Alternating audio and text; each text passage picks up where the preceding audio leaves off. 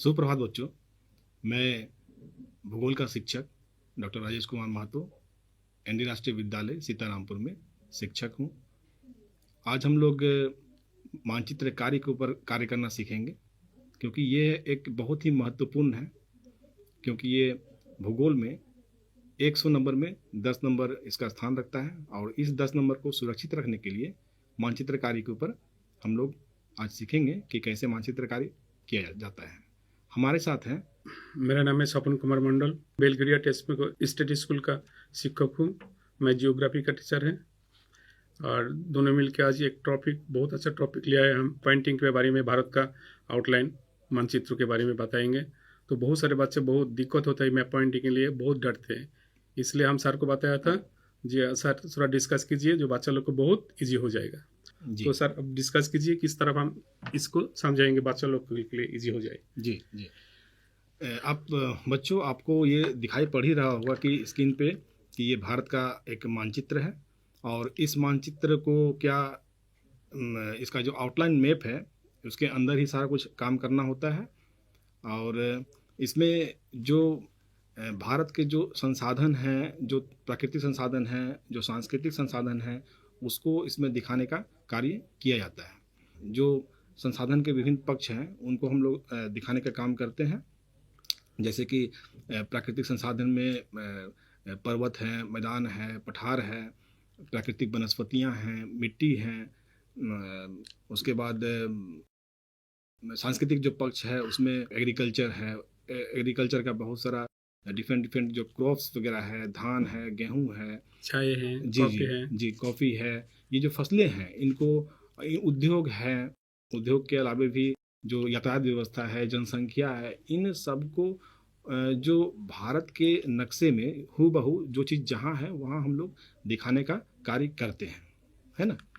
तो इसमें क्या है कि अब हम लोग जलवायु, मिट्टी, प्राकृतिक वनस्पति, सांस्कृतिक जैसे चीज़ों को कैसे हम लोग सही तरीके से इसका मानचित्रण करेंगे और उसमें किस तरह के भौगोलिक संकेतों का प्रयोग करेंगे, ये बहुत ही बारीकी से समझने वाली बात है।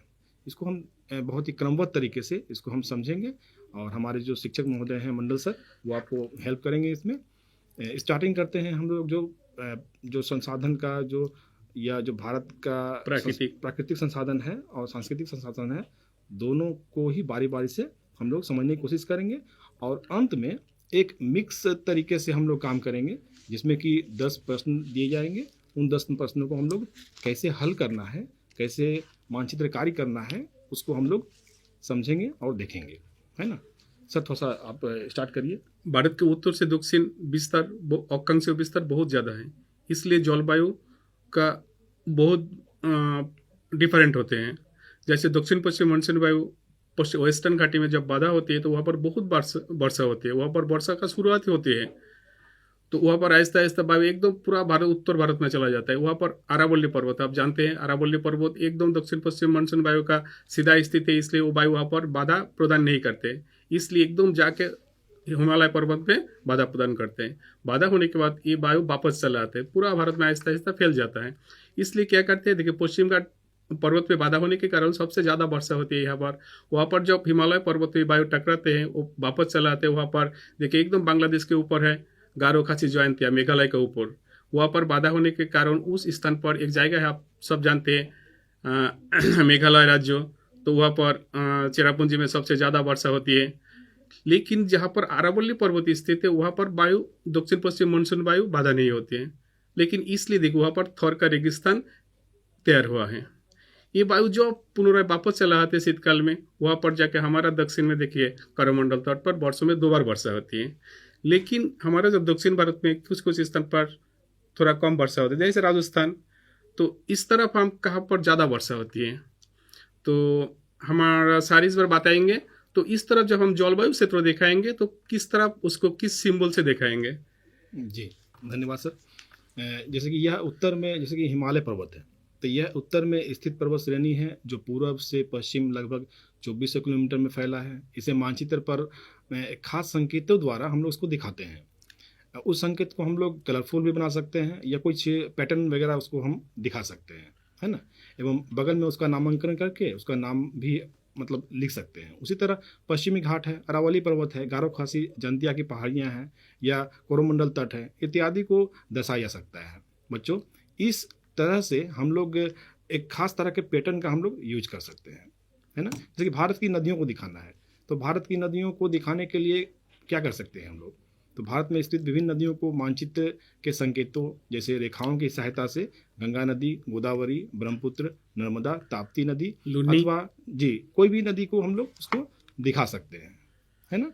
हाँ सर जी, भारत में जैसे जलवायु है, तो जलवायु को हम लोग एक पैटर्न की तरीके से उसको हम लोग दिखा सकते हैं। एक पैटर्न बना करके कलर दे करके उसको हम लोग भारत के, जैसे कि ये बगल में जो दिखाया जा रहा है मानचित्र, भारत का एक मानचित्र है, उसमें दिखाया जा रहा है, उसमें हम लोग कलर भर करके भी कर सकते हैं, उसमें कुछ खास तरह के पैटर्न संकेतों का इस्तेमाल करके भी हम लोग कर सकते हैं। याद रखिए, मानचित्र कार्य बहुत ही बारीकी से बच्चों आप लोगों को करना चाहिए।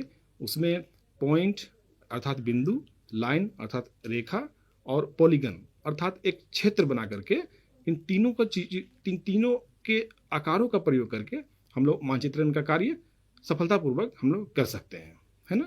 है सर जी, तो जलवायु में, जैसे कि हम जलवायु में जो अभी बात कर रहे थे हम लोग जलवायु में, तो अब दक्षिण भारत का स्वरूप कुछ अलग है, उत्तर भारत का कुछ स्वरूप अलग है, पश्चिमी घाट के पश्चिम का भाग का स्वरूप अलग है, थार का रेगिस्तान जो मरुस्थल है वहाँ का कुछ अलग है। तो उन सारी जलवायविक दशाओं को अलग अलग हम लोग उसमें दिखा सकते। ट्रॉपिकल जो जलवायु का जो इलाका है, भूमध्य रेखीय जो क्षेत्र उसको बोलेंगे, वो इलाका है, उसको हम लोग एक क्षेत्र के द्वारा, एक पॉलीगन के द्वारा उसको हम लोग बना के दिखा सकते हैं। एकदम ठीक सर। जी सर। अब हम बात करते हैं कुछ सांस्कृतिक तथ्यों के ऊपर, जैसे कि सांस्कृतिक तथ्य उत्पादन हो गया, कृषिगत उत्पादन हो गया, धान हो गया, गेहूं हो गया, चाय हो गया, जूट हो गया। इन सारे उत्पादों को हम लोग किस तरीके से किसी क्षेत्र के माध्यम से, किसी पॉलीगन के माध्यम से मानचित्र पर दिखा सकते हैं। आप लोग बगल में देख रहे होंगे कि हम लोग एक चाय का, एक गेहूं का इत्यादि का हम लोग एक एग्जाम्पल तैयार किए हैं। अब बगल में भारत के मानचित्र आउटलाइन जो boundary of map of India है उसमें हम लोग देख रहे हैं कि इस तरीके से हम लोग उसको कर सकते हैं, है ना। एकदम ठीक सर।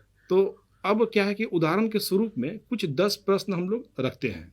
अब वो 10 प्रश्न क्या है सर, थोड़ा सा आप ही इस पर थोड़ा ध्यान दे दीजिए। जैसे पश्चिम घाट पर्वत एक नंबर में, नर्मदा नदी, एक कोयला उत्पादन क्षेत्र। तो भारत में तो बहुत जगह में कोयला उत्पादन होते हैं, किसी एक जगह को दिखाने से उसके साइड में नाम लिख देना। एक चाय उत्पादन क्षेत्र, शिमला, थर का मरुस्थल, गंगा नदी, अंडमान द्वीप, कन्याकुमारी और भोपाल। और सर के एक बार जानते जाएंगे, जो हमें बहुत गलती करते हैं, जो भारत का दक्षिण मूल भूखंड का दक्षिणतम बिंदु और भारत का दक्षिणतम बिंदु, ये दोनों में मतलब बहुत प्रॉब्लम होते हैं उस लोगों को। तो इसके बारे में थोड़ा बताएं। जी सर, यहाँ जो 10 प्रश्न दिए गए हैं, उन सारे 10 प्रश्नों को बारी बारी से हम लोग मैप पॉइंटिंग करके, मानचित्र कार्य करके इसको समझेंगे और मानचित्र, भारत के मानचित्र पर बच्चे कैसे बनाएंगे उसको एक उदाहरण के तौर पर हम इसको देखेंगे। बहुत अच्छा होगा सर। जी जी, तो बच्चा लोग के लिए इजी हो जाएगा। जी जी जी, तो उसको एग्जाम्पल के तौर पर एक पेश करेंगे ताकि दूसरे बच्चे इसको फॉलो करके उसको समझ करके बनाने की कोशिश कर सकते हैं, उनको बनाने में सुविधा होगा। ये जो पहला पश्चिमी घाट है, पश्चिमी घाट को मानचित्र में जो बगल का मानचित्र है उसमें आप देख सकते हैं कि पश्चिमी घाट को हम लोग किस तरह से दिखा रहे हैं। उसमें एक पॉलीगन बना दिए, पॉलीगन बना करके जो भारत का दक्षिण में केरल और कर्नाटक का जो पश्चिमी भाग है वहाँ पे हम उसको घेरा लगा दिए और वहाँ पे इंडिकेट कर दिए, वहाँ पे नाम लिख दिए पश्चिमी घाट। उसी तरह से दूसरा है नर्मदा नदी। नर्मदा नदी, तो नर्मदा नदी कहाँ से निकलती है? भारत के मध्य भाग से निकल करके वो पश्चिम में गुजरात में वो मिल जाती है। तो जिस तरीके से वो गुजर रहा है उस तरीके से हम उसको एक लाइन के सहारे, रेखा के सहारे हम उसको बना सकते हैं और उसी के ठीक नीचे एक उसका नामांकन हम लोग कर सकते हैं। एक कोयला उत्पादन का क्षेत्र, कोयला उत्पादन का क्षेत्र जैसे कि उदाहरण स्वरूप जो रानीगंज झरिया का जो क्षेत्र है वहाँ पे हम लोग क्या कर सकते हैं, एक पॉलीगन बना करके उस क्षेत्र को दर्शा सकते हैं, एक क्षेत्र बना करके उसको दर्शा सकते हैं। चौथा है एक चाय उत्पादक क्षेत्र। तो सर थोड़ा सा इसमें आप बताइए कि चाय उत्पादन क्षेत्र हम कैसे उसको दिखा सकते हैं। देखिए, चाय उत्पादन क्षेत्र तो हमारा सबसे ज़्यादा है पूर्व भारत में। तो पूर्व भारत में जो चाय उत्पादन क्षेत्र वहाँ पर हम दिखाएंगे एकदम पश्चिम बंगाल का ऊपर हमारा दार्जिलिंग वहाँ पर हम डॉट डॉट भी दे सकते हैं, बहुत सारे डॉट डॉट दे के एकदम चले जाएंगे आसाम, क्योंकि भारत के सबसे ज़्यादा चाय उत्पादन क्षेत्र है आसाम, सबसे ज़्यादा चाय उत्पादन होते हैं, लेकिन स्वादिष्ट चाय सबसे दार्जिलिंग में मिलते हैं। तो एकदम पूरा पश्चिम बंगाल के ऊपर डॉट डॉट दे के हम एकदम आसाम में ज़्यादा डॉट डॉट दे के वहाँ पर लिख देंगे, एक एरो दे के साइड में लिख देंगे पूर्व भारत का चाय उत्पादन क्षेत्र दार्जिलिंग और आसाम। जी। उसके बाद है कि शिमला, तो शिमला एक शहर है, तो ये शहर को हम लोग भारत के मानचित्र में देखिए आप एक बिंदु का इस्तेमाल करके प्रयोग करके हम उसको गोल घेरा दे करके उसको हम इंडिकेट कर सकते हैं और बगल में ही वहाँ शिमला नाम लिख सकते हैं। उसी तरह से थार का मरुस्थल है, तो थार का मरुस्थल जो राजस्थान में स्थित है उसको हम एक पॉलीगन द्वारा जहाँ उसका जो भौगोलिक विस्तार है उसको हम लोग पॉलीगन के द्वारा उसको हम बना सकते हैं और बनाने के बाद उसमें एक पैटर्न डाल सकते हैं। इसका दो तरीका है, एक तो कलर का इस्तेमाल कर सकते हैं और दूसरा हम इंडेक्स में भी डाल सकते हैं। मतलब देखिए वहाँ जो 12 मिनट 13 मिनट हो गए जी डाल सकते हैं।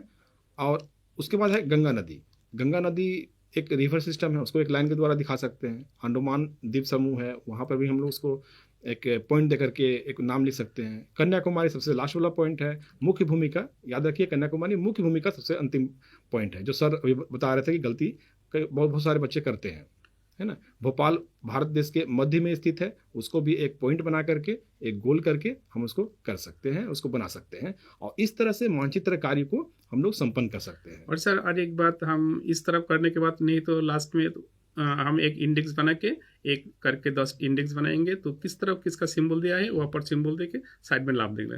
जैसे डॉट डॉट देके हम चाय का क्षेत्र दिखाया है, हम एक बिंदु देकर उसको राउंड करके हम भोपाल को दिखाया, तो इस तरफ इंडेक्स भी कर सकते हैं बाई तरफ एक स्केल। मतलब इंडेक्स जो होगा 10 तो समान होना चाहिए, मतलब थोड़ा बड़ा छोटा नहीं होगा, जो एक तो हम बनाया था बड़ा एक तो छोटा वो नहीं है, स्केल को एकदम समान बना के बाई तरफ इंडेक्स लिख के लिख देंगे। तो आज हम लोग बच्चों बहुत बढ़िया एक परियोजना कार्य सीखे, एक मानचित्र कैसे बनाया जाता है, मैप पॉइंटिंग कैसे किया जाता है, ये बहुत ही महत्वपूर्ण है। परीक्षाओं में पश्चिम बंगाल सरकार के जो सिलेबस में है 10 नंबर का है और आपका 10 नंबर सुरक्षित हो जाए उसके लिए हम लोग आपको एक प्रस्तुति दिए हैं और सर का भी बहुत बहुत धन्यवाद। हम लोग आपको भी सर धन्यवाद। और बच्चा लोग घर में प्रैक्टिस कीजिए, एक बार नहीं बार बार प्रैक्टिस कीजिए, इजी हो जाएगा। जी धन्यवाद। दौड़ने का कोई धन्यवाद। बहुत धन्यवाद।